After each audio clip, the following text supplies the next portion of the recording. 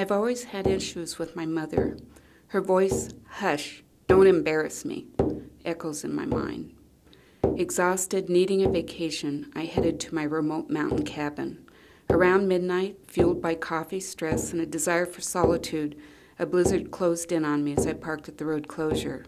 I had a heavy pack, but feeling strong, I started the long hike. The snow was powder dry, whirling in the air, sparkling on the ground.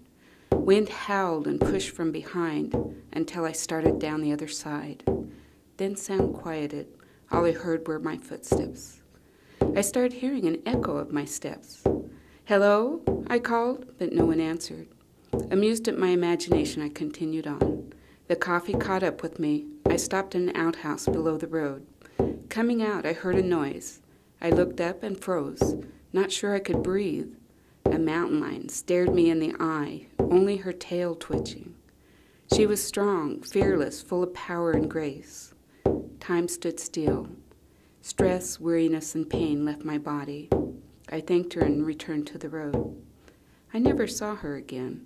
I unlocked my cabin, lit the lamps and stove, and made tea. I put a spirit offering of food out and then sat and reflected. The next morning, the watchman come by. He said he saw my footprints and thought I had a big dog. I denied it and went to look. Outside my cabin were the footprints of the mountain lion. The food was gone, the watchman upset, but I felt warm and protected. I told my medicine woman that story.